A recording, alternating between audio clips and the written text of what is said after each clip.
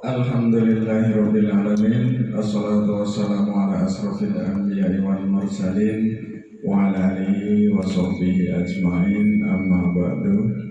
Rabbi shrah li sadri wa yassir li amri wa hlul 'uqdatam min lisani yafqahu qawli. Yang terhormat Ibu Diana Juwita SPD MPD selaku Kepala SD Negeri 2 Gelombang, yang terhormat Ibu Lina Astuti selaku narasumber calon guru penggerak angkatan 11 dari SD Negeri 2 Gelombang, yang terhormat Bapak dan Ibu guru SD Negeri 2 Gelombang yang alhamdulillah pada hari ini sempat hadir memenuhi undangan Bu Lina dalam rangka sosialisasi diseminasi budaya positif di SD Negeri 2 Gelombang. Salawat dari salam kita sanjungkan kepada Nabi Agung Nabi besar Muhammad Sallallahu Alaihi Wasallam. Allahumma sholli ala Sayyidina Muhammad wa ala ali Sayyidina Muhammad. Semoga kita yang selalu bersolawat kepada beliau nanti akan diakui sebagai umat beliau di yaumil kiamah nanti dan mendapat syafaatnya. Amin ya rabbal alamin.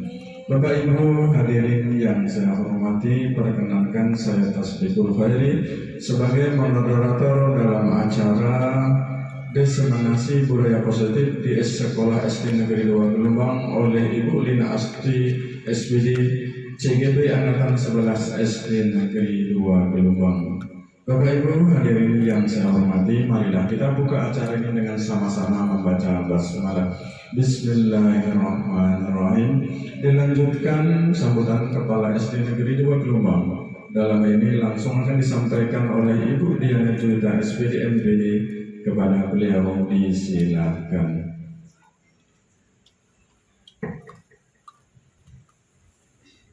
Assalamualaikum warahmatullahi wabarakatuh.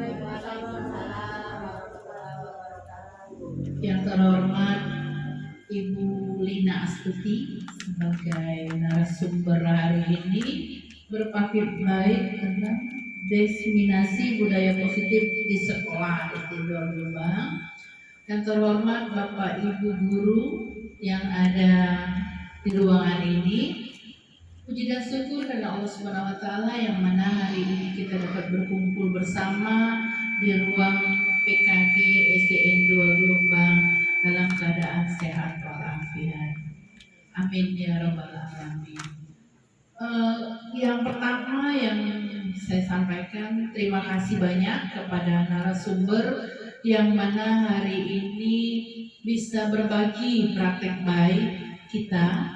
Semoga apa yang diberikan oleh calon CGP hari ini sebagai narasumber membuat kita menambah wawasan lagi ke depannya. Dan saya juga berterima kasih kepada CGP yang ada di SDN 2 Gelombang ini. Saya doakan semoga sukses dan kedepannya mendapatkan predikat sebagai guru penggerak yang terbaik untuk SDN 2 Gelombang. Amin ya rabbal alamin. Dan juga dengan adanya guru CGP ini, secara tidak langsung SDN 2 Gelombang menambah nilai aset untuk kita. Jadi Bapak Ibu, aset itu tidak berupa benda mati saja, tetapi kita sebagai guru itu adalah aset sekolah. Betul Bapak Ibu ya. Jadi kalau kita tidak mau menambah wawasan, itu jangan ambil kita istilah orang sekarang zona aman. Ikuti perkembangan. Dunia pendidikan itu tidak mentok Bapak Ibu. Jadi dengan adanya kegiatan CGP, ada kegiatan yang lain-lain seperti webinar atau seminar atau lagi diklat, bimtek, itu membuat kita belajar lagi. Karena di dalam kurikulum Merdeka Belajar itu ada belajar sepanjang hayat. Ada ya Bapak Ibu ya. Jadi kita kalau peribahasa dulu carilah ilmu, carilah ilmu sampai ke negeri Cina, dan gapailah cita-citamu setinggi bintang di langit. Nah itu kita harus Bu, mau tidak mau kita mengikuti itu. Karena kalau kita tidak mengikuti, dunia sekarang ya semakin panjang Bapak Ibu ya, dengan global. Ikuti menjadi narasumber, semoga Bapak Ibu yang mengikuti dapat menerima praktik baik yang disajikan oleh Ibu Lina Astuti hari ini. Saya ucapkan selamat menyajikan sebagai narasumber Ibu Lina Astuti, dan untuk kegiatan hari ini saya nyatakan dibuka.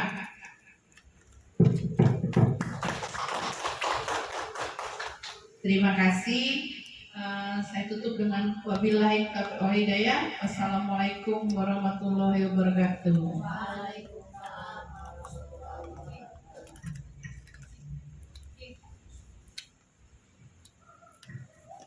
Terima kasih kepada Ibu Kepala Sekolah yang telah membuka acara ini.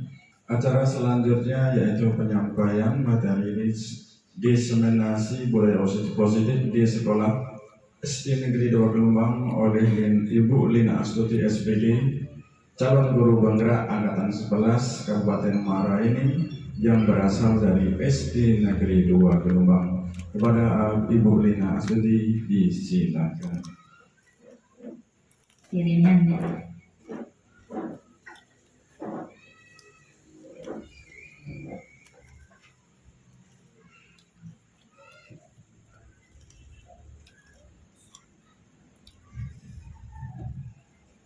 Assalamualaikum warahmatullahi wabarakatuh. Yang terhormat Ibu Kepala Sekolah Ibu Diana Juwita SPD MPD selaku Kepala Sekolah SD Negeri 2 Gelombang, dan Bapak Ibu guru sekalian yang telah hadir untuk kegiatan praktek baik diseminasi budaya positif di sekolah SD Negeri 2 Gelombang. Adapun kegiatan hari ini merupakan aksi nyata untuk laporan CGP Angkatan 11. Terima kasih Ibu Diana Juwita atas waktu, kesempatan, dan kepercayaan kepada kami hari ini. Kita langsung ke materi saja. Adapun latar belakang kegiatan hari ini, budaya positif adalah nilai-nilai, keyakinan-keyakinan, dan kebiasaan-kebiasaan di sekolah yang berpihak pada murid, agar murid dapat berkembang menjadi pribadi yang kritis, penuh hormat, dan bertanggung jawab. Salah satu unsur utama dari budaya positif adalah disiplin positif. Sebagai salah satu wadah menciptakan budaya positif yang berhubungan erat dengan tercapainya tujuan pendidikan sesuai dengan filosofi Ki Hajar Dewantara. Budaya positif perlu diterapkan di kelas maupun di sekolah. Budaya positif di lingkungan kelas maupun sekolah dapat diwujudkan dengan melakukan kegiatan pembiasaan yang terus-menerus dan berkesinambungan sehingga menjadi sebuah keyakinan murid. Nah, di sini Bapak Ibu dari latar belakang yang dibacakan tadi ada disiplin sekolah dan disiplin kelas. Nah, salah satu disiplin sekolah yang sudah membudidaya, yang sudah menjadi pembiasaan kita di SDN 2 Gelombang, itu yang pasti kegiatan upacara bendera setiap hari Senin pagi dengan atribut lengkap. Nah, itu merupakan satu contoh disiplin sekolah. Nah, untuk disiplin kelas itu harusnya juga ada, tetapi kita belum aktif untuk ke disiplin kelas. Ya. Harapan saya semoga penerapan budaya positif akan terwujud di lingkungan sekolah, di rumah maupun di lingkungan masyarakat agar tercipta suasana belajar yang aman, nyaman, dan menyenangkan. Semoga harapan ini bisa terwujud untuk sekolah kita. Nah, sebelum ke materi inti, itu tadi sekedar salam pembuka untuk materi selanjutnya. Kita ice breaking dulu. Ibu Kepala Sekolah, kita ada ice breaking. Ice breakingnya duduk boleh, Bu. Duduk boleh. Mengapa saya mengambil ice breaking ini?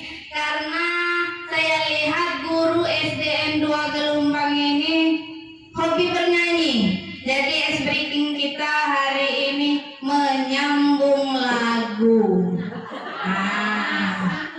Iya, menyambung lagu, nanti kata terakhir menjadi kata pertama orang berikutnya. Boleh lagunya boleh menjadi lagu apa saja. Dangdut boleh, lagu daerah boleh, lagu anak-anak boleh, semua boleh. Tapi menyambung lagu dari kata terakhir. Oke? Ya, karena guru penggerak ini unsurnya mulai dari diri, jadi lagu pembuka dimulai dari Ibu Narsi. Nah, setelah mereka tunjuk satu orang dan langsung menyambung lagu. Oke, Bapak Ibu ya. Oke, dimulai dari diri, dimulai dari saya. Siap-siap ya.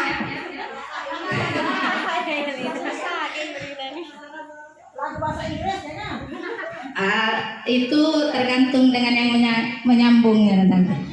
Ya, saya mulai. 17 Agustus tahun 45, itulah hari kemerdekaan kita. Batas kita. Nah, nanti saya tunjuk satu. Saya tunjuk Ibu Kepala Sekolah.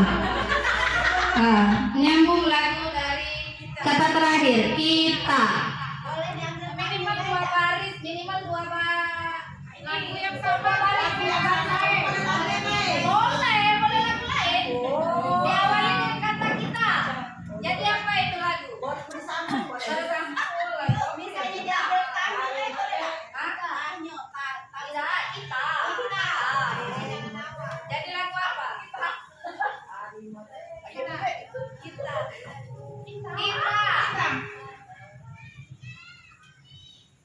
Ganti Bu yang aku kita adalah boleh lagu apa saja. Dengan kata Versa. Itu boleh ya. Kita punya balon warna-warni, merah, kuning, hijau, di langit yang biru. Itu tunjuk siapa? Ibu Ais. Ibu siap di shoot? Oke. Biru langitku. Yang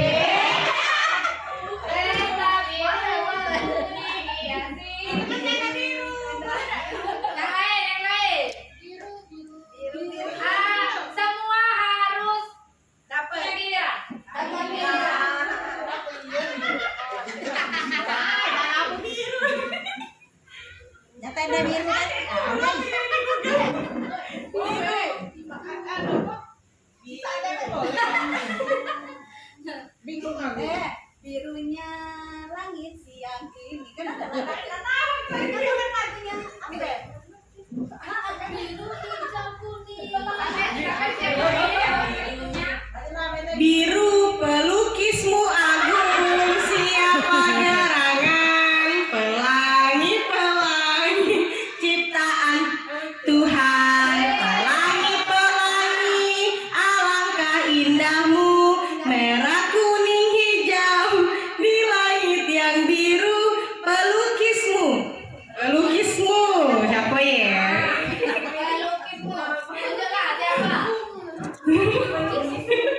Harus lagu lain ya.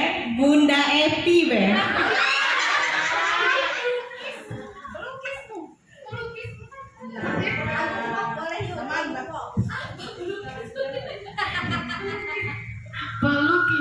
Pelukismu aku siapa gerangan pelangi ciptaan Tuhan.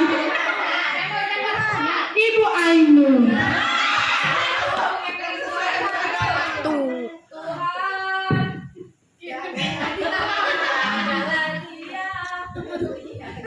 Tuhanku yang maha pengasih lagi maha penyayang, Tuhanku yang selalu memberikan kita keselamatan dunia dan akhirat.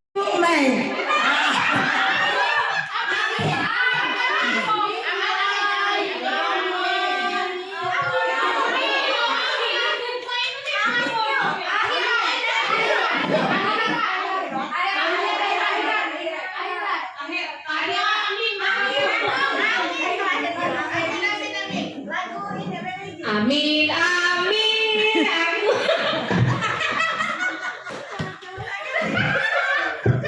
Amin Allah. itu lain tadi ngarang lagu dewe.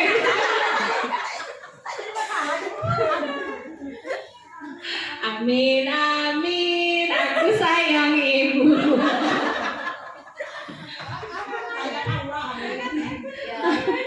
Saya itu gak apa-apa ngarang. Amin, amin. Aku sayang Allah. Dua. Aku sayang Rasul. Tiga. Sayang orang tua. 1, 2, 3.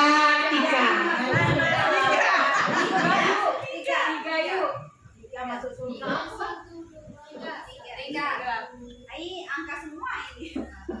3 menit lagi.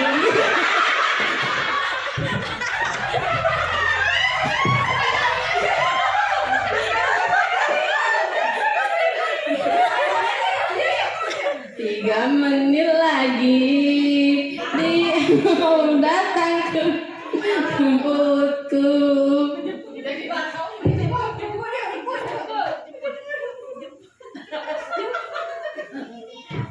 Jemput aku kakak. Jemput aku ke sekolah. Jemput ai. Karena bisa yuk. Jemput saya.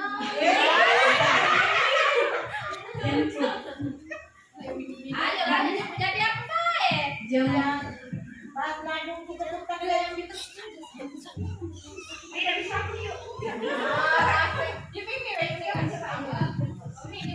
Bismillahirrahmanirrahim. Jemput aku sayang, engkau jauh di sana. Ya Tuhan, kembalikan dia.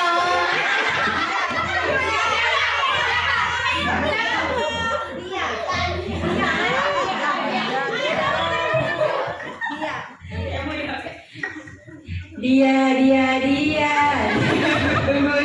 Tunggu.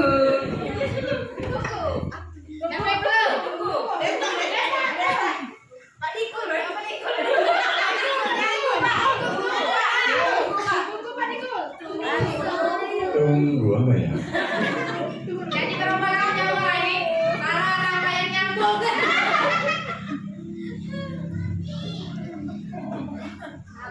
Aduh, sayang. Yang sudah berjuang. Tunggu aku sayang. Ku akan pulang sore ini. Melana Maria. Aku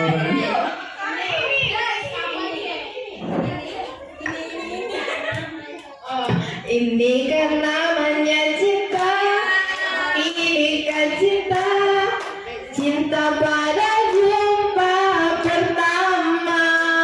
Yuli. Pertama ku jumpa dia, ku jatuh cinta, cinta pada pandang pertama.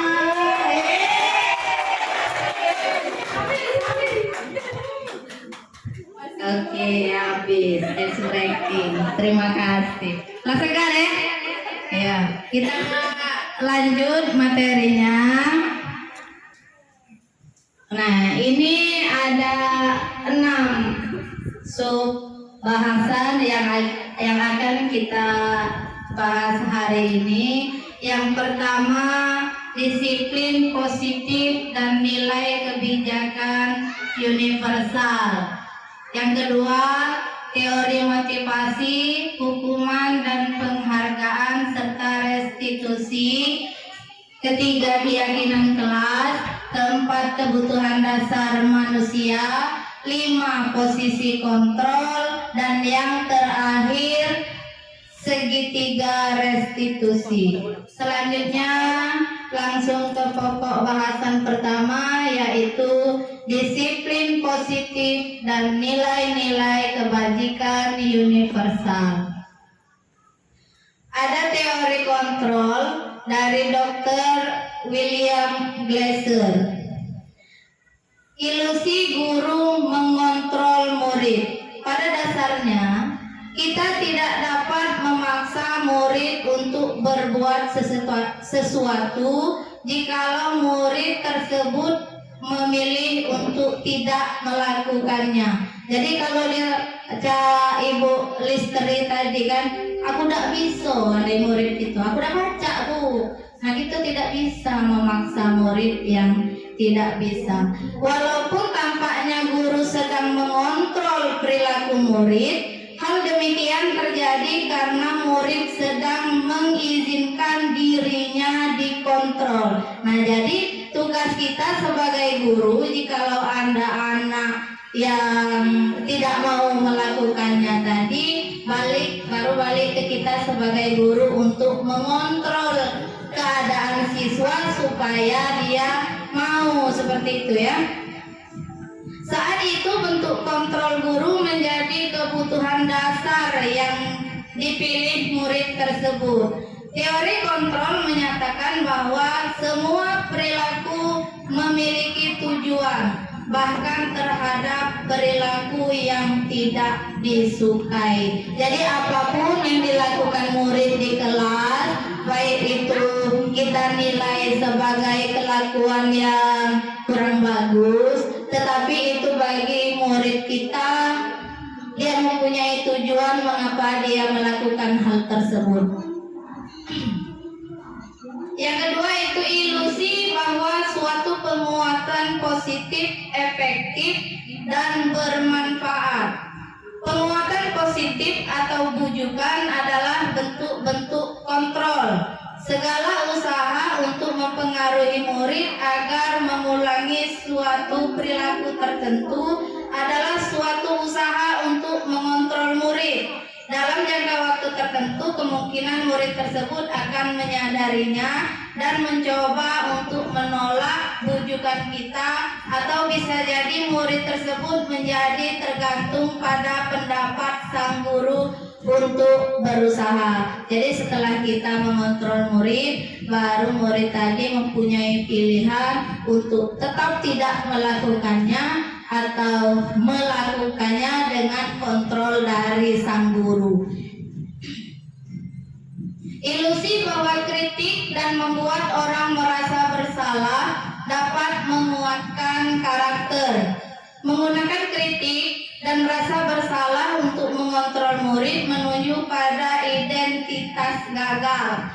Mereka belajar untuk merasa buruk tentang diri mereka. Mereka mengembangkan dialog diri yang negatif. Kadangkala sulit bagi guru untuk mengidentifikasi bahwa mereka sedang melakukan perilaku ini karena seringkali guru cukup menggunakan suara halus untuk menyampaikan pesan negatif. Jadi mengkritik murid dengan membuat murid merasa bersalah atas kelakuannya itu kurang bagus, merupakan identitas gagal tadi. Ilusi bahwa orang dewasa memiliki hak untuk memaksa. Banyak orang dewasa yang percaya bahwa mereka memiliki tanggung jawab untuk membuat murid berbuat hal-hal tertentu. Apapun yang dilakukan dapat diterima selama ada sebuah kemajuan berdasarkan sebuah pengukuran kinerja. Pada saat itu pula, orang dewasa akan menyadari bahwa perilaku memaksa tidak akan efektif untuk jangka panjang dan sebuah hubungan permusuhan akan terbentuk. Jadi tidak bagus galak maksa murid itu ya. Menurut Stephen, bila kita ingin membuat kemajuan perlahan, sedikit-sedikit ubahlah sikap atau perilaku Anda. Namun bila kita ingin memperbaiki cara-cara utama kita, maka kita perlu merubah kerangka acuan kita. Ubahlah bagaimana Anda melihat dunia, bagaimana Anda berpikir tentang manusia. Ubahlah paradigma Anda, skema pemahaman dan penjelasan aspek-aspek tertentu tentang realitas. Nah, ini stimulus respon dengan teori kontrol menurut Stephen. Kalau stimulus responnya realitas kebutuhan kita sama, tapi sebenarnya teori kontrolnya realitas kebutuhan kita berbeda. Contohnya kebutuhan saya tentu tidak akan sama dengan kebutuhan Ibu Ainun, tidak akan sama dengan kebutuhan Ibu Diana Juwita. Jadi realitas kebutuhan kita itu berbeda. Semua orang melihat hal yang sama, tapi sebenarnya setiap orang memiliki gambaran berbeda. Terus kita mencoba mengubah orang agar berpandangan sama dengan kita. Teori kontrolnya kita berusaha memahami pandangan orang lain tentang dunia. Perilaku buruk dilihat sebagai suatu kesalahan. Semua perilaku memiliki tujuan. Itu yang teori kontrolnya. Orang lain bisa mengontrol saya, tidak bisa. Hanya kita sendiri yang bisa mengontrol diri kita. Terus saya bisa mengontrol orang lain, itu juga tidak bisa. Anda tidak bisa mengontrol orang lain. Pemaksaan pada saat bujukan gagal. Yang teori kontrol berkolaborasi dan konsensus menciptakan pilihan-pilihan baru. Model berpikir menang kalah, itu salah. Teori kontrolnya model berpikir menang-menang. Makna kata disiplin. Ketika mendengar kata disiplin, apa yang terbayang di benak kita? Kebanyakan orang akan menghubungkan kata disiplin dengan tata tertib, teratur, dan kepatuhan pada peraturan. Kata disiplin juga sering dihubungkan dengan hukuman. Padahal itu berbeda, karena belajar tentang disiplin positif tidak harus dengan memberi hukuman. Justru itu adalah salah satu alternatif terakhir, dan kalau perlu tidak digunakan sama sekali. Jadi tidak jadi galak menghukum-hukum itu ya. Makna kata disiplin dimaknai menjadi sesuatu yang dilakukan seseorang pada orang lain untuk mendapatkan kepatuhan. Kita cenderung menghubungkan kata disiplin dengan ketidaknyamanan. Jadi oleh karena kalau tidak disiplin dihukum. Jadi rasa yang kita terima mendengar kata disiplin itu berarti tidak nyaman. Bapak pendidikan kita, Ki Hajar Dewantara, menyatakan bahwa di mana ada kemerdekaan, disitulah harus ada disiplin yang kuat. Sungguh pun disiplin itu bersifat self-disiplin, yaitu kita sendiri yang mewajibkan kita dengan sekeras-kerasnya. Sebab jikalau kita tidak cakap melakukan self-disiplin, wajiblah penguasa lain mendisiplinkan diri kita. Dan peraturan demikian itulah harus ada dalam suasana yang merdeka. Sebagai pendidik, tujuan kita adalah menciptakan anak-anak yang memiliki disiplin diri, sehingga mereka bisa berperilaku dengan mengacu pada nilai-nilai kebajikan universal dan memiliki motivasi intrinsik bukan ekstrinsik. Jadi untuk menerapkan disiplin, baik murid ataupun kita, mulai dari diri kita terlebih dahulu. Kita harus yakin untuk penerapan disiplin itu dari diri kita. Jikalau diri kita tadi masih tidak sadar, ibaratnya belum bisa mencapai mendisiplinkan diri, maka kita didisiplinkan oleh orang lain dari eksternal tadi. Contoh, ibu kepala sekolah ini, kita ada disiplin.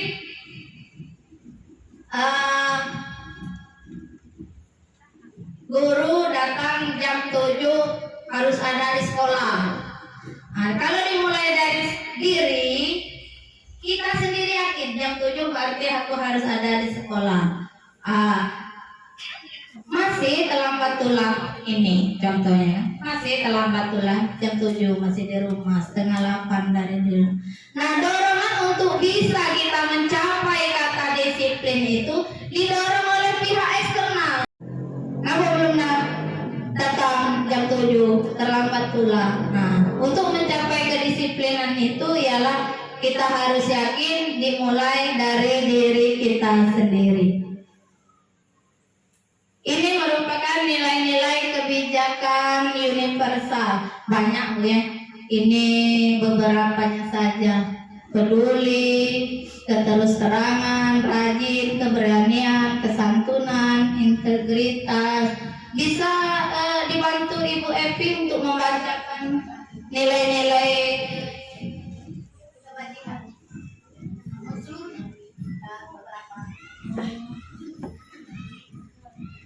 Proyek nilai-nilai kebajikan.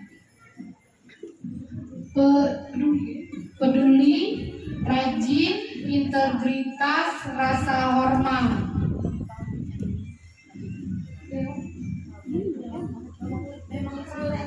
Keterus-terangan, keberanian, kebahagiaan, tanggung jawab.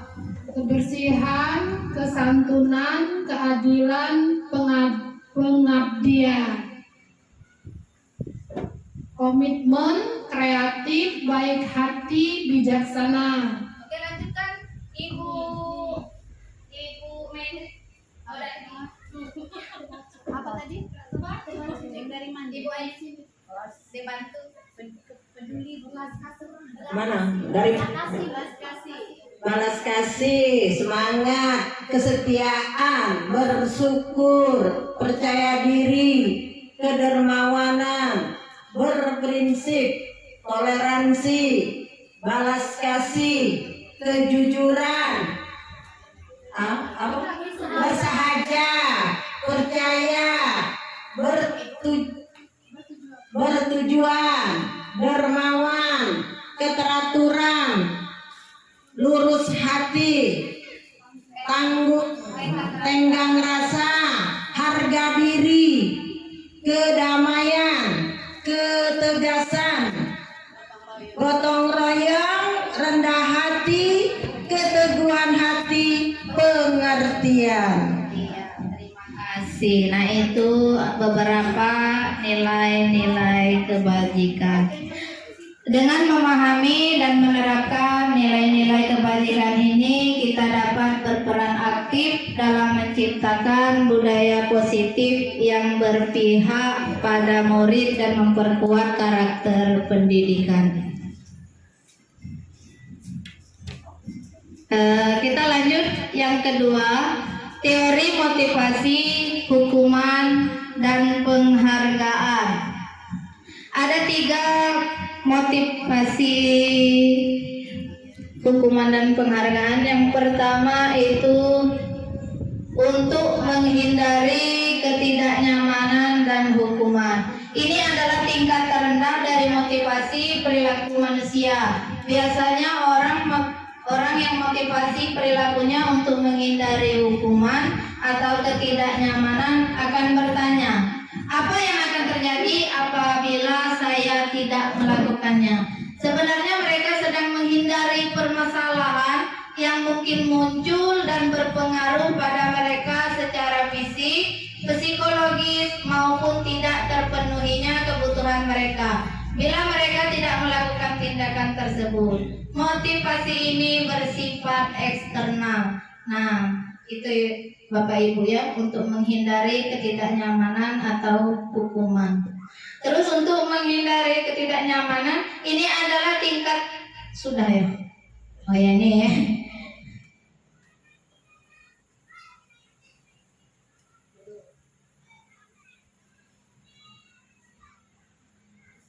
Selanjutnya untuk menjadi orang yang mereka inginkan dan menghargai diri sendiri dengan nilai-nilai yang mereka percaya. Orang dengan motivasi ini akan bertanya, akan menjadi orang yang seperti apa melakukannya. Mereka akan melakukan sesuatu karena nilai-nilai mereka yang mereka yakini dan ingin dihargai, dan mereka melakukannya karena mereka ingin meyakini hal tersebut. Ini adalah motivasi yang akan membuat seseorang memiliki disiplin positif karena motivasi dan perilakunya bersifat internal, bukan eksternal. Nah, inilah yang paling baik, menghargai diri sendiri dengan nilai-nilai yang mereka percaya. Selanjutnya kita ke keyakinan kelas.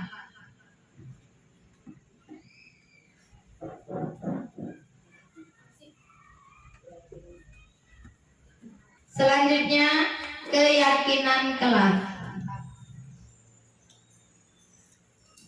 Keyakinan kelas, untuk membentuk keyakinan kelas ini ternyata ada prosedur pembentukannya. Yang pertama, dalam membentuk keyakinan kelas, mempersilahkan warga sekolah atau murid-murid di kelas untuk bercurah pendapat tentang peraturan yang perlu disepakati di kelas. Nah, jadi semua murid menulis apa yang mereka inginkan di dalam kelas tersebut. Kemudian mencatat semua masukan-masukan para warga sekolah atau para murid di papan tulis atau di kertas besar ukuran poster, di mana semua anggota kelas bisa melihat hasil curah pendapat. Jelas sudah mereka menulis, ditempel-tempel dulu di papan tulis atau di kertas poster tadi. Susunlah keyakinan kelas sesuai prosedur pembentukan keyakinan kelas. Gantilah kalimat-kalimat dalam bentuk negatif menjadi positif. Contoh, jangan berlari di kelas atau koridor. Kira-kira itu negatif atau positif? Jangan berlari di kelas, di dalam kelas atau di teras. Nah, jadi itu kira-kira negatif atau positif? Negatif. Nah, itu harus kita ganti menjadi kalimat positif. Jangan berlari itu kalimat positifnya apa? Berjalanlah di dalam kelas atau berjalanlah di koridor kelas. Tinjau kembali daftar curah pendapat yang sudah dicatat. Anda mungkin akan mendapati bahwa pernyataan tertulis di sana masih banyak yang berupa peraturan-peraturan. Selanjutnya, ajak warga sekolah atau murid-murid untuk menemukan nilai kebajikan atau keyakinan yang dituju dari peraturan tersebut. Tinjau ulang keyakinan kelas secara bersama-sama. Seharusnya setelah beberapa peraturan telah disatukan menjadi beberapa keyakinan, maka jumlah butir pernyataan keyakinan akan berkurang. Jadi sebanyak yang ditempel murid di papan tulis tadi, kan banyak kemungkinan yang ditulis anak-anak itu bakalan sama, ya. Nah, kita guru memilah dan ambil, tidak usah banyak-banyak, 3 sampai 7 dari prinsip keyakinan. Kalau kebanyakan nanti murid susah mengingat. Terus selanjutnya, setelah keyakinan kelas selesai dibuat, maka semua warga kelas dipersilakan meninjau ulang dan menyetujuinya dengan menandatangani keyakinan kelas tersebut, termasuk guru dan semua murid. Jadi guru menandatangani, murid menandatangani selaku kesepakatan. Dan diakhiri dengan diketahui oleh kepala sekolah. Jadi kepala sekolah itu tahu kelas 1A misalnya keyakinan kelasnya seperti ini, kelas 1B mempunyai keyakinan kelas seperti ini, gitu ya. Kemudian hasil yang sudah deal dan sudah ditandatangani tadi ditempel di dinding kelas. Ini contoh keyakinan kelas. Setiap anggota kelas perlu belajar. Ini contoh yang sudah jadi. Biasa kalimat-kalimat seperti ini untuk kelas rendah, kelas 1, kelas 2 kan. Setiap anggota kelas perlu senang. Jadi harus senang dulu masuk ke dalam kelas, itu merupakan suatu keyakinan. Terus semua anggota kelas perlu melakukan tugas atau mengerjakan tugas. Jadi kalau diberi guru tugas menulis atau membaca, dia sudah yakin untuk melakukan tugasnya tersebut. Contoh lain ini dalam nilai kebajikan, contohnya dengan nilai hormat. Kami meyakini bahwa sangat penting untuk menghormati semua orang dan barang milik orang lain. Nah, kalimat seperti itu merupakan kalimat keyakinan kelas dengan nilai kebajikan, ialah nilai hormat tadi. Jadi di sana murid biasanya ini bagus untuk di kelas tinggi, ya, menghargai milik orang lain. Jadi dia tidak suka ngambil barang punya kawan. Yaitu kan menghargai milik orang lain. Pinjam boleh, tapi dikembalikan masih dalam keadaan bagus, tidak rusak. Nah, terus dengan nilai kebajikan bekerja, kami meyakini bahwa sangat penting untuk mengerjakan segala pekerjaan atau mengikuti kegiatan yang telah ditugaskan. Jadi dia tadi kalau dapat tugas dengan guru tadi tidak lagi lesu kayak itu. Yakin kalau ada tugas harus dituntaskan. Diterima dan dimiliki, dari nilai kebajikan diterima dan dimiliki. Kami meyakini bahwa sangat penting untuk merasa diterima pada suatu kelompok dan saling peduli satu dengan yang lain. Nah, yang ini lebih bagus lagi, Cak, ya. Jadi saling menghargai tadi, menghindari ketidaknyamanan, menghindari pembulian. Dia ingin merasa diterima dalam kelompok manapun. Nah, aku tidak galak aku di kelompok itu, dia itu galangan toyaku. Nah, jadi dengan nilai kebajikan diterima dan dimiliki dan disusun di kelompok mana saja, senang-senang baik ya. Terus selanjutnya hukuman dan penghargaan. Pertama, hukuman. Hukuman bersifat tidak terencana atau tiba-tiba. Anak atau murid tidak tahu apa yang akan terjadi dan tidak dilibatkan. Hukuman bersifat satu arah dari pihak guru yang memberikan, dan murid hanya menerima suatu hukuman tanpa melalui suatu kesepakatan atau pengarahan dari pihak guru, baik sebelum ataupun sesudahnya. Hukuman yang diberikan bisa berupa fisik maupun psikis. Murid atau anak disakiti oleh suatu perbuatan atau kata-kata. Nah, ini kalau yang hukuman ini kan bersifat tiba-tiba. Kadang kita juga menerapkan ini secara spontanitas, pakai marah pula kan. Aku pula udah mat PR hari ini. Sudah, engkau udah mat PR, bersih WC.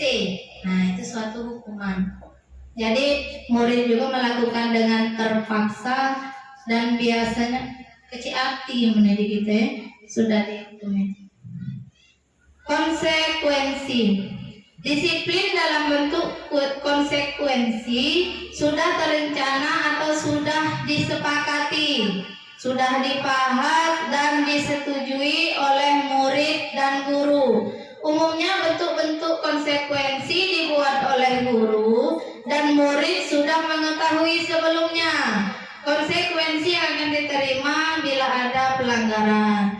Pada konsekuensi, murid telah dibuat tidak nyaman untuk jangka waktu pendek. Konsekuensi biasanya diberikan berdasarkan suatu data yang umumnya dapat diukur. Nah, jadi kitalah disepakati dulu.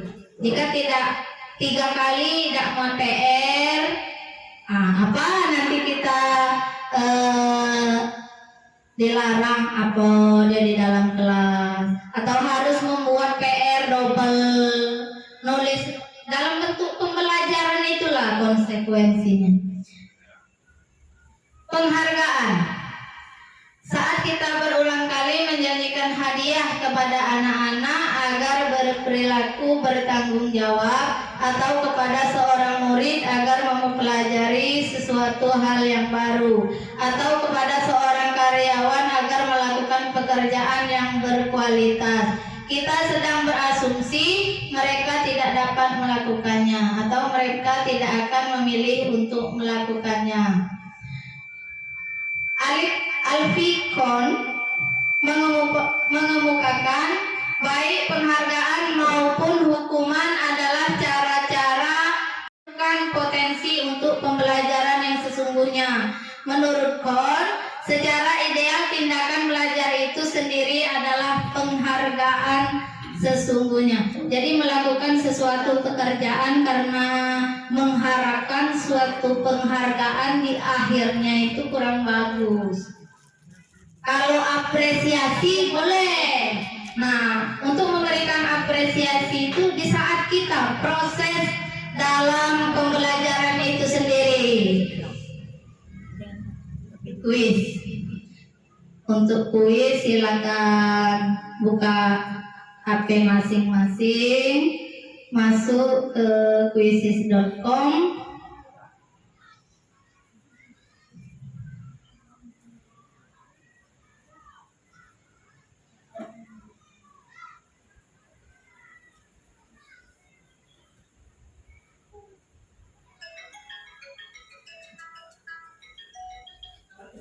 Masukkan, klik join, masukkan kode yang ada di depan.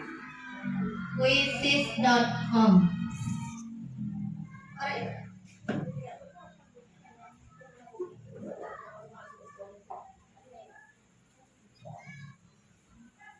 Ada kalau tidak salah 13 pertanyaan.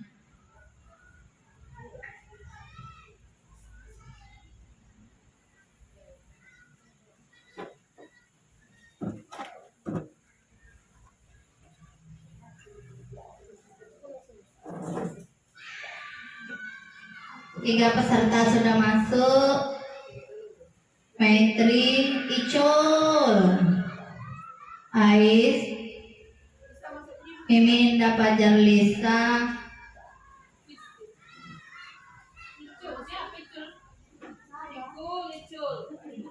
oh Ikul, Ainun, hamba Allah.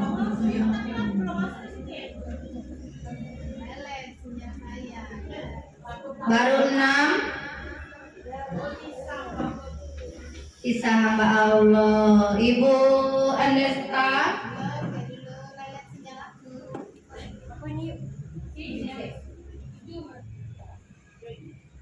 Ibu Kartika 8. Ibu Listri belum?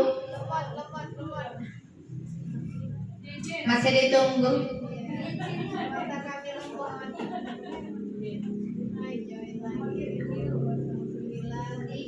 Walah, ada Ibu DJ. Terakhir Ibu Listri. Selena Gomez, wow. Selena Gomez, hebatnya. Ibu Yani, kayaknya jadi Selena Gomez. Kalau Ibu Tisa, Selena Gomez. Oh. Sudah AF. AF-nya kok agak patah-patah. Oh, Andes kabar uji kok agak patah-patah. AF. Kalau tidak jadi, langsung ya. Sudah siap ya? Kita mulai. 1, 2, 3. 3, 2, 1, go.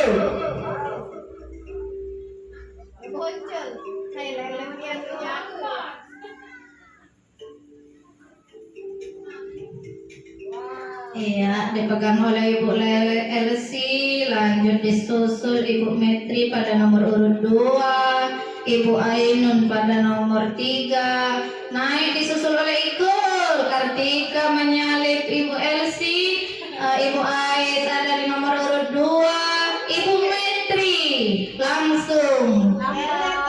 Iya, Ibu Ainun masih terus dikejar dan disalip kembali oleh Ibu Elsi. Hidup Ibu Elsi. Lanjut. Apakah masih naik?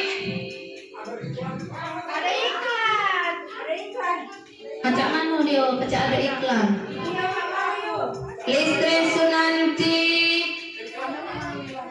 Terus hamba Allah di urutan 4. Kartika, Ice nomor 2, Ibu Elsi dengan tertatih-tatih. Ibu Kartika lanjut.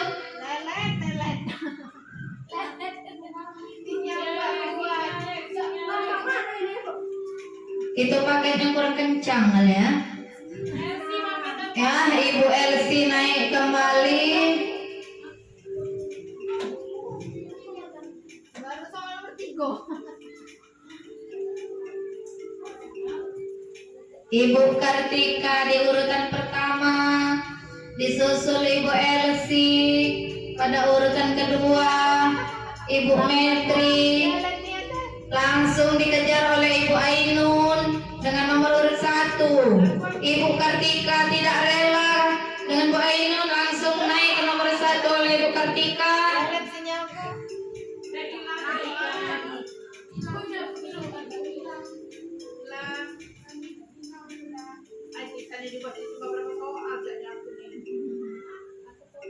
Iya.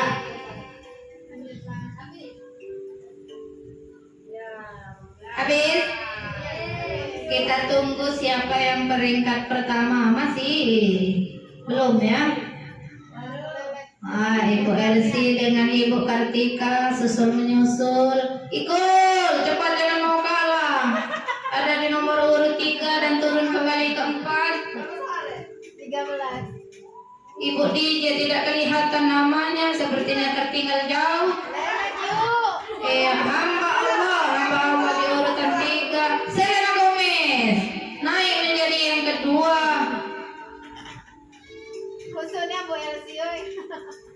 Ibu Elsie tertinggal.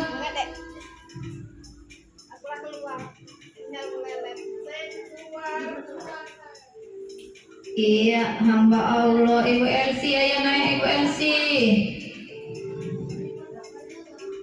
Habis. Kita keluar. Paket kurang besar Ibu Elsie. Ibu Ainun, ayo Ibu Ainun. Kejar Bu Ainun.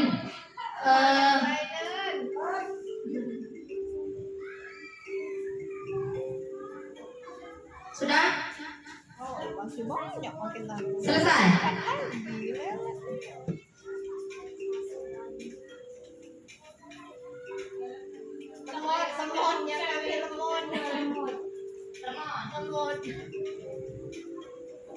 Habis? Kita akhiri? Apa masih ada yang berjalan soal?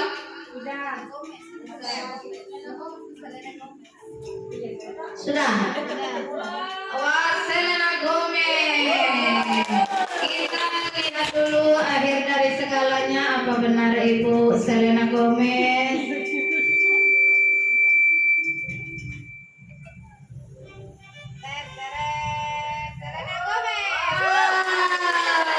Tangan untuk Selena Gomez. Kita beri apresiasi untuk Ibu Selena Gomez. Selena Gomez.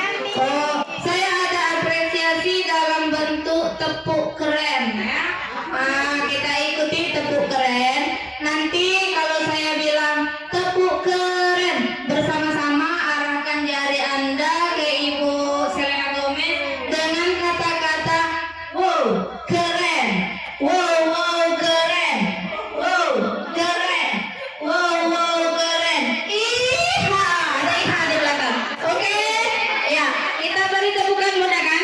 Ya, 2 kali ya wow kerennya. Oke, arahkan ke Ibu Selena Gomez dan Ibu Selena Gomez boleh bergaya. Ini boleh. Ayo. Tepuk keren. Wow, keren. Wow, wow, keren. Wow, keren. Wow, wow, keren. Ya, tepuk tangan untuk Ibu Selena Gomez atau Ibu Nurbaiti. Oke, selanjutnya kita kembali ke materi inti kita.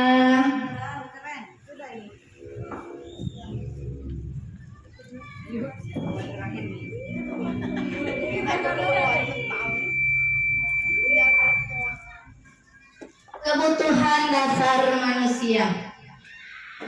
Jadi manusia ini ada kebutuhan dasar, padahal semuanya menjadi mendasar. Yang pertama, latar belakang. Seluruh tindakan manusia memiliki tujuan tertentu. Semua yang kita lakukan adalah usaha terbaik kita untuk mendapatkan apa yang kita inginkan. Ketika kita mendapatkan apa yang kita inginkan, sebetulnya saat itu kita sedang memenuhi suatu atau lebih dari suatu kebutuhan dasar kita, yaitu kebutuhan untuk bertahan hidup, kasih sayang dan rasa diterima, kebebasan, kesenangan, dan penguasaan. Ketika seorang murid melakukan suatu perbuatan yang bertentangan dengan nilai-nilai kebajikan atau melanggar peraturan, hal itu sebenarnya dikarenakan mereka gagal memenuhi kebutuhan dasar mereka. Untuk lebih jelasnya, mari kita lihat satu persatu 5 kebutuhan dasar ini. Yang pertama, kebutuhan bertahan hidup. Kebutuhan bertahan hidup adalah kebutuhan yang bersifat fisiologis untuk bertahan hidup. Misalnya kesehatan, rumah, dan makanan. Kebutuhan biologis sebagai bagian dari proses reproduksi termasuk kebutuhan untuk tetap bertahan hidup. Komponen psikologis pada kebutuhan ini meliputi kebutuhan akan perasaan aman. Selanjutnya, kebutuhan kasih sayang dan rasa diterima. Kebutuhan ini dan 3 kebutuhan berikutnya adalah kebutuhan psikologis. Kebutuhan untuk disayangi dan diterima meliputi kebutuhan akan hubungan dan koneksi sosial, kebutuhan untuk memberi dan menerima kasih sayang, dan kebutuhan untuk merasa menjadi bagian dari suatu kelompok.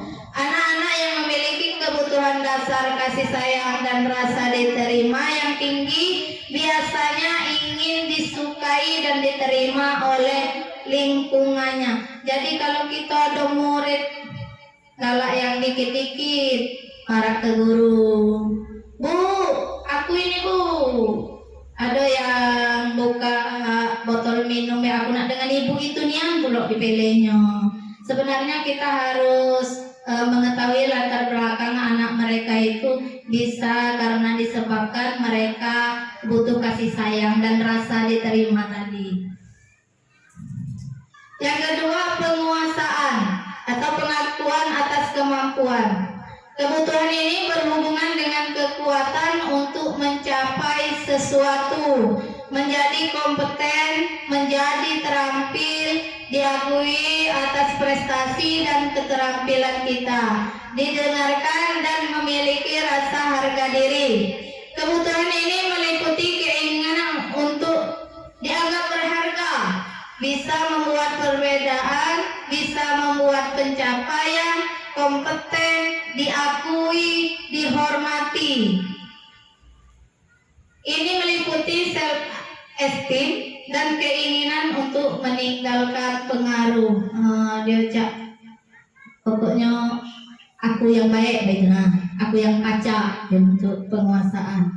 Terus kebutuhan kebebasan atau kebutuhan akan pilihan. Kebutuhan ini untuk bebas adalah kebutuhan akan kemandirian, otonomi, memiliki pilihan dan mampu mengendalikan arah hidup seseorang. Anak-anak dengan kebutuhan kebebasan yang tinggi menginginkan pilihan. Mereka perlu banyak bergerak, suka mencoba-coba, tidak terlalu terpengaruh orang lain dan senang mencoba hal baru dan menarik.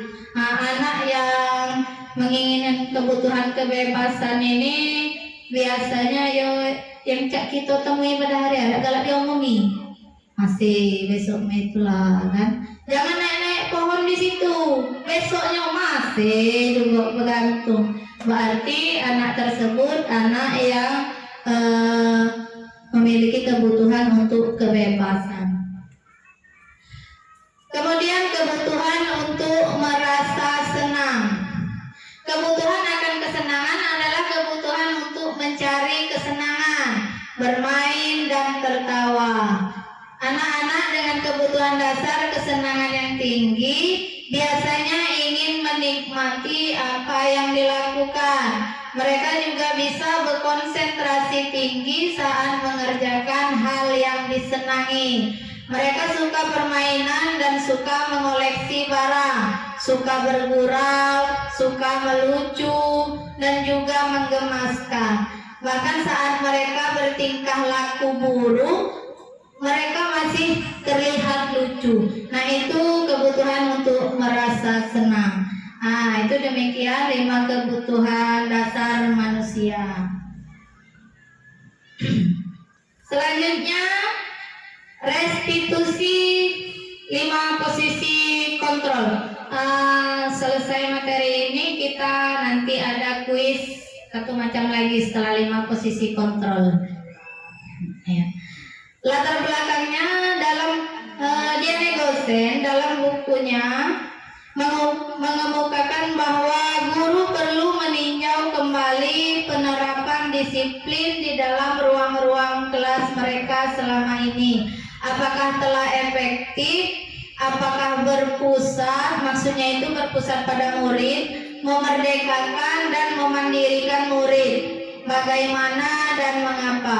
Melalui rangkaian riset dan berdasarkan pada teori kontrol Dr. William Glasser, Gosen berkesimpulan ada 5 posisi kontrol yang diterapkan seorang guru, orang tua ataupun atasan dalam melakukan kontrol.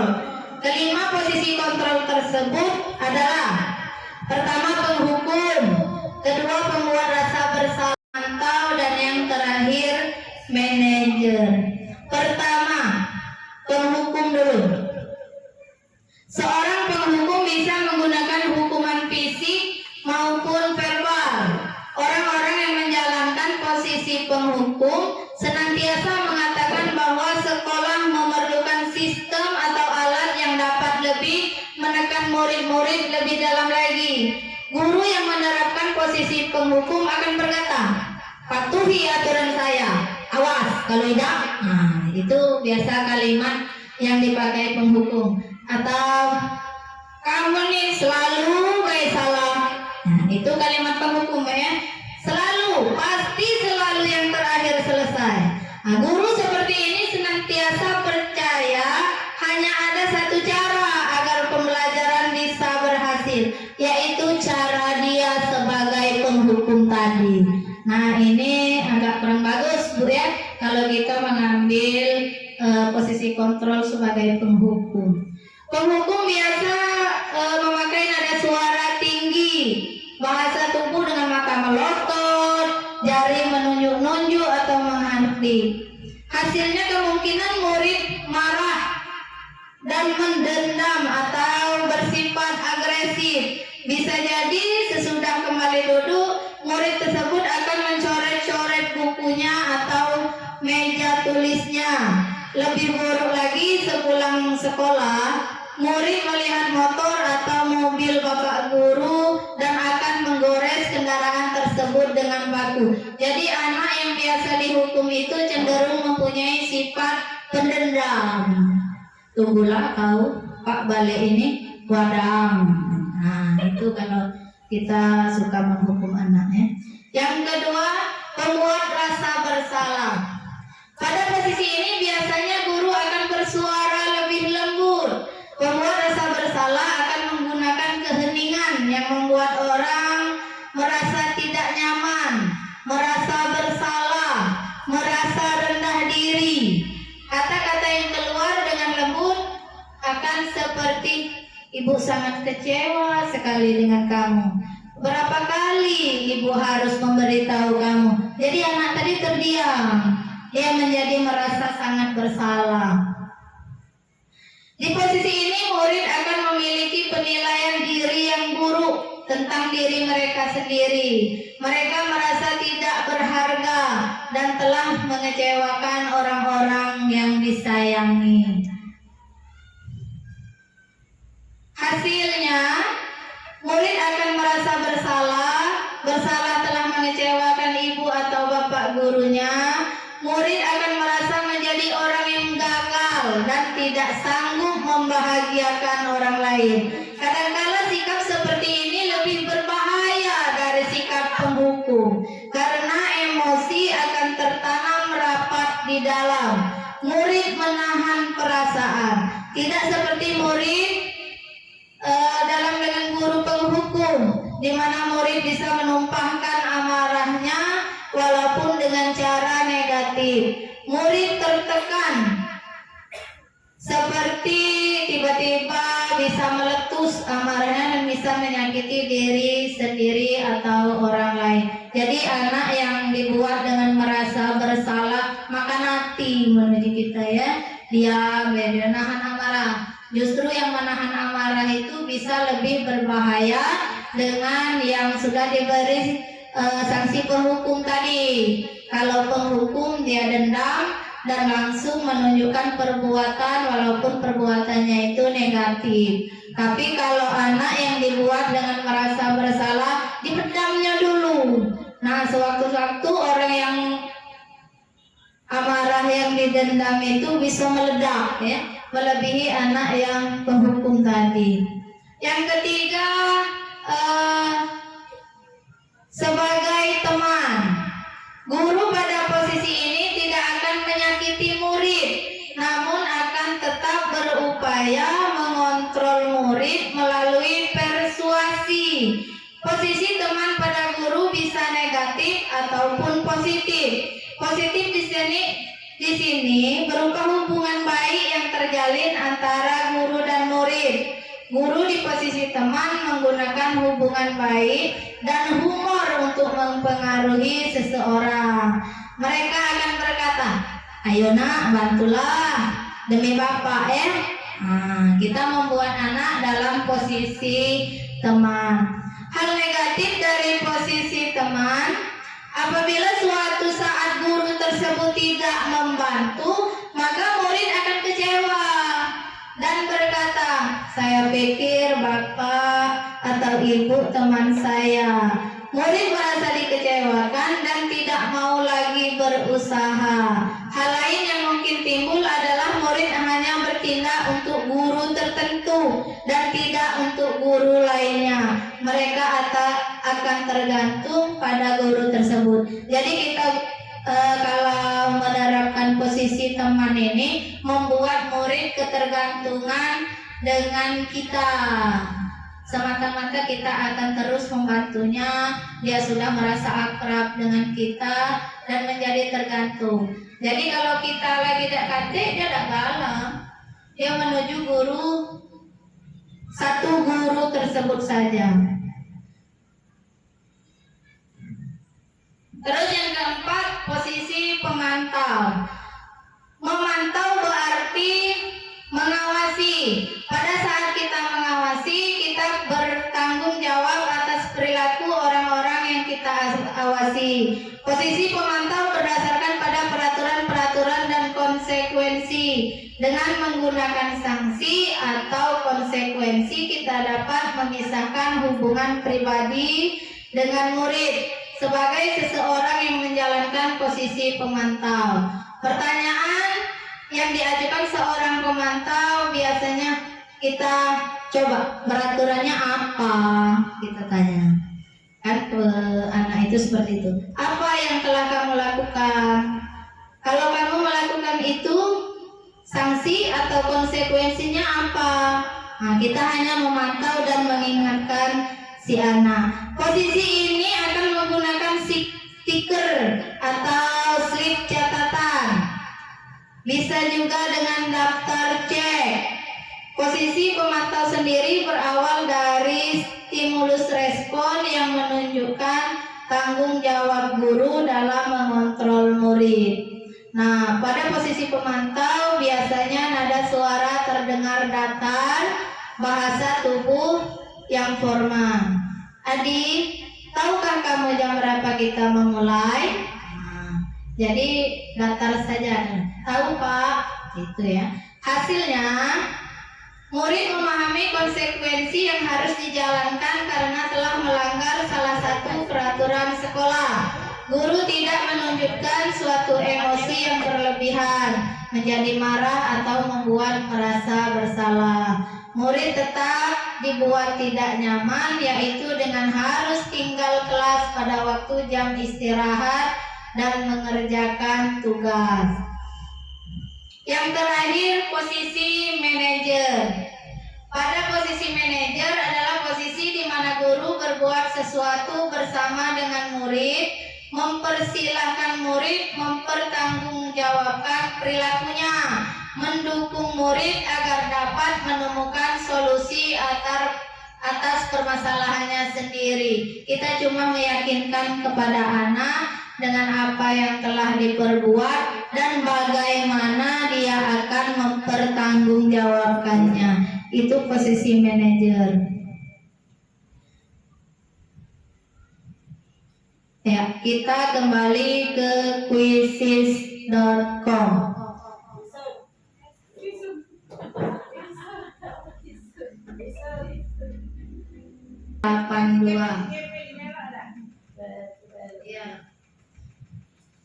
CGP ini kalah sama Selena Gomez.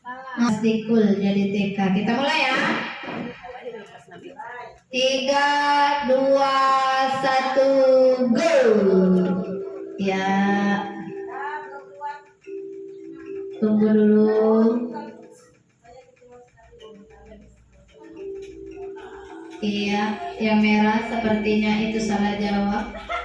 Dia 0, 1 MSD naik ke atas, disusul sama LC 2 kali salah. Iya, belum hijau Ibu LC. Kartika naik, disusul Ibu Selena Gomez. Ayo cepat. Elsila Ramadasari tidak mau ketinggalan, naik langsung Selena Gomez menjadi nomor 1. Iya. MSD naik menjadi 2. Kartika Fitriani, ayo jangan mau ketinggalan. Para ibu AF, mana ibu AF? Tidak naik-naik ibu AF. Ibu TK nomor 4 disusul Lice. Ayo ibu Selena Gomez, MSD naik menjadi nomor 1. TK belum naik-naik, masih di urutan nomor 5.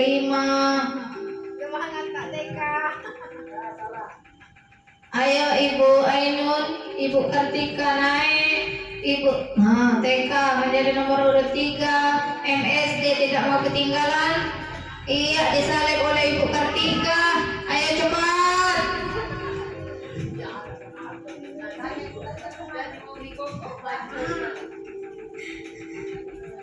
Ini ibu MC banyak merah dari hijau. Iya, MSD naik kembali. Ayo ibu Selena Gomez, sepertinya tersandung di tengah jalan. Ibu Ite, ibu Ijo.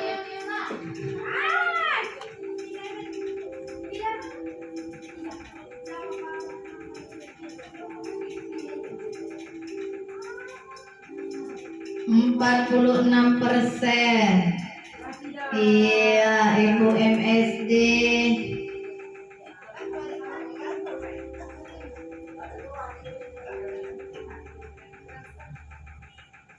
Ya, Pak TK.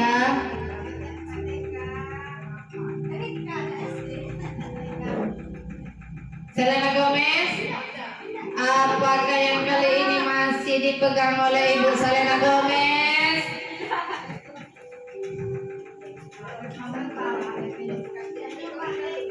Habis? Belum? Masih ada yang keluar soal?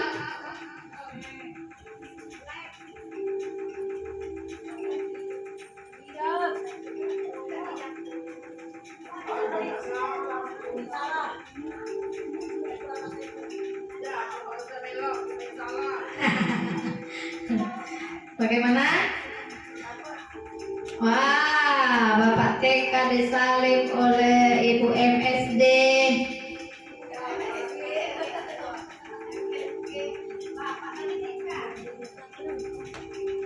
Sudah?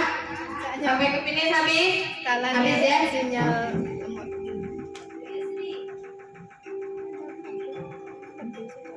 Kita lihat siapa peringkat pertama. Jeng jeng jeng.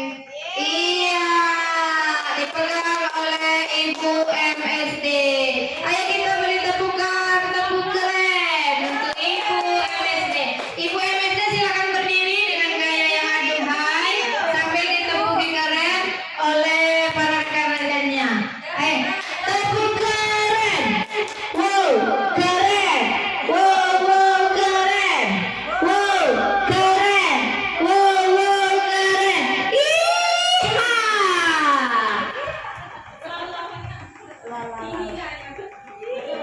Tiga restitusi. Sedikit. Apa itu segitiga restitusi? Ini latar belakangnya. Ketiga strategi tersebut di atas ialah yang pertama, menstabilkan identitas. Kita semua akan melakukan hal terbaik yang bisa kita lakukan.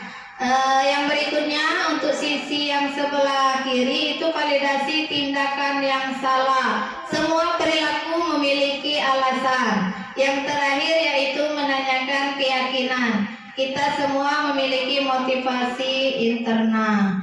Untuk sisi satu yaitu menstabilkan identitas. Bagian dari segitiga bertujuan untuk mengubah identitas anak dari orang yang gagal karena melakukan kesalahan menjadi orang yang sukses. Anak yang melanggar peraturan karena sedang mencari perhatian adalah anak yang sedang mengalami kegagalan. Dia mencoba untuk memenuhi kebutuhan dasarnya, namun ada benturan. besar. Kalau kita mengkritik dia, maka kita akan tetap membuatnya dalam posisi gagal. Kalau kita ingin mengingatkan si anak dengan cara mengatakan kalimat-kalimat ini. Berbuat salah itu tidak apa-apa. Tidak ada manusia yang sempurna. Itu kata-kata yang biasa digunakan untuk menstabilitaskan si identitas si anak. Terus sisi dua. Sisi dua itu memvalidasi tindakan yang salah. Setiap tindakan kita dilakukan dengan suatu tujuan, yaitu untuk memenuhi kebutuhan dasar. Kalau kita memenuhi kebutuhan dasar apa yang mendasari sebuah tindakan, kita akan bisa menemukan cara-cara paling efektif untuk memenuhi kebutuhan tersebut. Kalimat-kalimat di bawah ini mungkin terdengar asing buat guru, namun bila dikatakan dengan nada tanpa menghakimi akan memvalidasi kebutuhan mereka. Ini biasanya kalimat-kalimat yang digunakan untuk memvalidasi tindakan yang salah. Padahal kamu bisa melakukan yang lebih buruk dari ini ya. Kamu pasti punya alasan mengapa kamu melakukan hal tersebut. Nah, ini kalimat yang biasa untuk memvalidasi tindakan yang salah. Yang terakhir yaitu menanyakan keyakinan. Teori kontrol menyatakan bahwa kita pada dasarnya termotivasi secara internal ketika identitas sukses telah tercapai pada langkah 1 dan tingkah laku yang salah telah divalidasi pada langkah 2, maka anak akan siap untuk dihubungkan dengan nilai-nilai yang dia percaya dan berpindah menjadi orang yang dia inginkan. Pertanyaan-pertanyaan di bawah ini menghubungkan keyakinan anak dengan keyakinan kelas atau keluarga. Apa yang kita percaya sebagai kelas atau keluarga? Apa coba keyakinan kelas yang sudah kita buat? Kita bertanya kembali tentang keyakinan kelas dengan menghubungkan apa yang sudah dilakukan si anak tadi. Kebanyakan anak akan mengatakan iya, tapi mereka tidak tahu bagaimana caranya menjadi orang seperti itu. Guru dapat membantu dengan bertanya, seperti apa jika mereka menjadi orang seperti itu? Ketika anak sudah mendapat gambaran yang jelas tentang orang seperti apa yang mereka inginkan, guru dapat membantu anak-anak tetap fokus pada gambaran tersebut. Selesai. Habis untuk materi budaya positif. Untuk selanjutnya, dari apa yang sudah kita pelajari tadi, harap memberikan umpan baliknya untuk kegiatan kita pada hari ini. Siapa yang mau memberikan umpan balik untuk kegiatan pada hari ini? Yang bersedia? Ibu Ainun, bagaimana perasaannya dalam mengikuti diseminasi hari ini? Terus apa yang didapat atau ada saran untuk selanjutnya? Pak Tasdikul dulu coba. Bapak Tasdikul.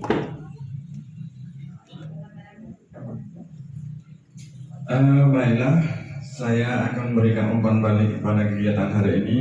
Alhamdulillah, perasaan saya setelah mengikuti kegiatan ini sangat senang sekali. Kemudian saya mendapat ilmu yang baru yang belum saya kuasai. Jadi dengan adanya pelatihan diseminasi budaya positif ini, saya sangat senang dan memperoleh ilmu-ilmu yang baru yang insya Allah saya terapkan di kelas saya terlebih dahulu. Untuk selanjutnya kami sarankan kepada Ibu Lina itu sudah bagus sekali, jadi sangat keren. Nah, Terima kasih. Terima kasih untuk Bapak Tasdikul. Ada umpan balik mungkin dari Ibu Maitri. Silakan. Assalamualaikum warahmatullahi wabarakatuh. Alhamdulillah banyak sekali yang saya dengar untuk diri saya pribadi, budaya positif. Walaupun saya telinga di mana, mata di mana, tapi alhamdulillah memang untuk diri saya banyak yang saya dapatkan. Saya pernah membaca mereka yang tangki cintanya itu terisi di rumah untuk datang ke sekolah, mereka akan belajar. Tetapi kalau yang tangki cintanya di rumah itu tidak terisi, maka anaknya itu sampai di rumah akan mencari perhatian. Makanya sering kita dapati ada yang seperti yang Bu Lina jelaskan tadi ya, Ibu, saya mau buka tutup botol. Nah, dengan Ibu Nia, ternyata saya sadari itu dari tangki cinta mereka belum terisi di rumahnya. Jadi banyak ilmu dan banyak kata-kata yang jangan memakai, jangan lari, jangan nakal, jangan. Ternyata harus kita sesuaikan dengan pakailah bahasa yang lembut, pakailah bahasa yang mengajak mereka untuk berpikir. Mungkin itu saja untuk kritik semuanya sudah bagus, alhamdulillah. Terima kasih Bu Lina untuk ilmu dan budaya positifnya hari ini. Assalamualaikum warahmatullahi wabarakatuh.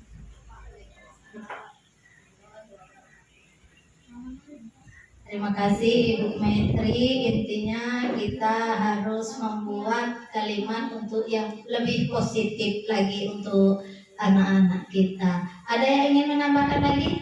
Cukup? Cukup ya? Ya. Terima kasih. Sebelum kembali ke moderator dan Ibu Kepala Sekolah, izinkan saya untuk membuat kesimpulan dari kegiatan kita hari ini. Nah, saya berkesimpulan dari rangkaian budaya positif yang sudah dijabarkan tadi, semua tidak akan terlaksana tanpa adanya diskusi, koordinasi, dan kolaborasi dari setiap warga sekolah. Untuk itu, mari kita ke depannya mulai dari diri kita untuk melakukan perubahan, walau dari hal kecil demi SDN 2 Gelombang lebih istimewa lagi. Terima kasih. Demikian saya akhiri. Wassalamualaikum warahmatullahi wabarakatuh. Kembali ke Bapak Moderator. Demikian tadi pemaparan materi yang disampaikan oleh Ibu Lina Astuti. Acaranya selanjutnya yaitu sudah berakhir. Mari kita dengar sambutan dari kepala sekolah sekaligus nanti menutup acara ini. Kepala Ibu disilakan.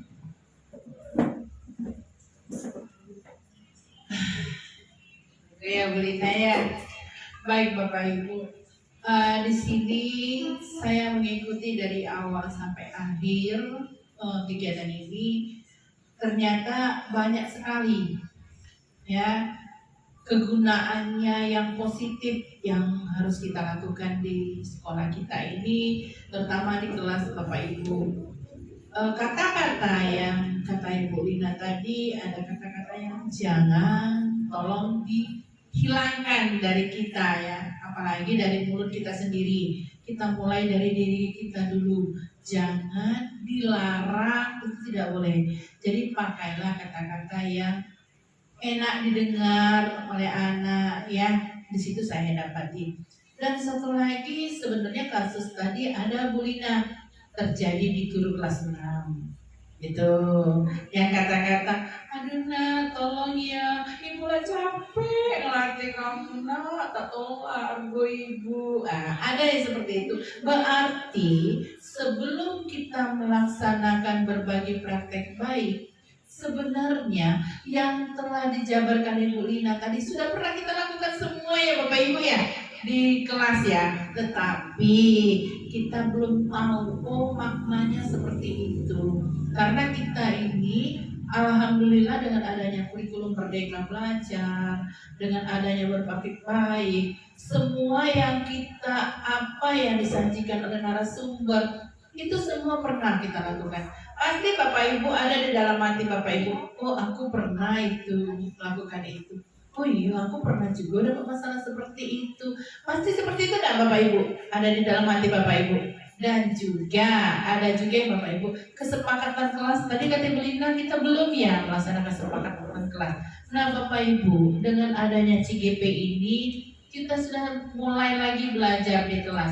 Tolong bantuannya Bapak Ibu CGP, sekali-sekali diperiksa dong kelasnya. Nggak ada belum kesepakatan kelasnya. Saya itu menunggu tanda tangannya kesepakatan kelas Bapak Ibu. Kita harus datang jam sekian. Pada hari ini kita harus memakai baju ini. Di situ sudah masuk ya Bu Lina ya, kesepakatan kelas. Jadi dengan adanya seperti ini Bapak Ibu menambah nilai positif bagi kita untuk pembelajaran kita ke depannya. Dari kesimpulan Bu Lina tadi, kita harus berdiskusi, berkolaborasi, berkoordinasi, itu sangat penting Bapak Ibu. Ya, ada apapun sekecil apapun masalah di kita di kelas tentang dengan anak kita di kelas harus kita diskusikan, terutama sesama teman dulu.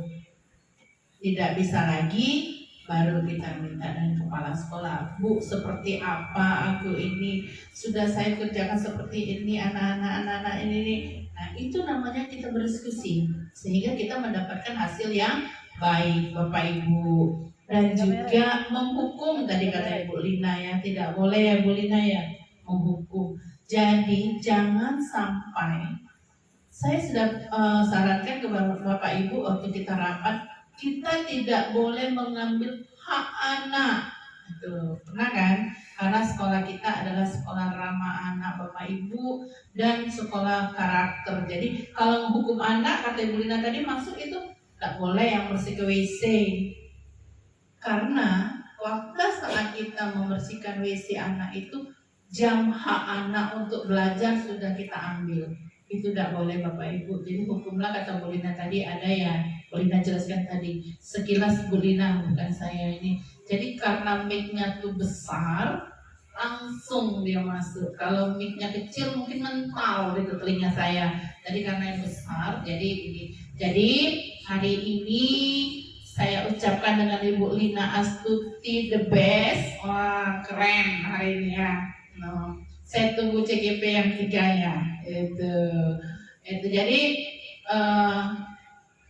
menurut saya untuk CGP hari ini bagus, penyampaian bagus. Nah itu kedepannya akan lebih lagi itu Bapak Ibu, karena masih ada berapa lagi ya Pak Tasdiku, masih berapa lagi ini sampai bulan Desember? Iya, jaga kesehatan Bapak Ibu, ikuti sampai selesai ya. Saya itu pernah saya lihat di CCTV jam 3 belum pulang, saking semangatnya ya. Mungkin Ibu Tika sambil di jalan buka laptop, mungkin ada yang ngomong, wis keren ya Ibu itu di mobil buka laptop karena Zoom ya Bu Tika ya. Nah jadi itu hebat, keren. Jadi saya ucapkan terima kasih banyak Ibu Lina ilmunya hari ini, semoga bermanfaat untuk kita semua. Dan saya akhiri, saya tutup acara kita hari ini dengan lafaz hamdalah, alhamdulillahirabbil alamin. Saya mohon maaf kalau kata-kata yang salah, dan kepada Tuhan saya mohon ampun. Saya tutup dengan wabillahi taufiq wal hidayah. Wassalamualaikum warahmatullahi wabarakatuh. Waalaikumsalam warahmatullahi wabarakatuh. Bapak Ibu hadirin yang saya hormati, dengan berakhirnya penutupan kepala sekolah tadi, maka berakhir pula acara kita pada hari ini. Saya selaku moderator, terima kasih atas segala perhatian. Mohon maaf apabila ada kesalahan saya dalam penyampaian. Wabillahi taufiq wal hidayah. Assalamualaikum warahmatullahi wabarakatuh.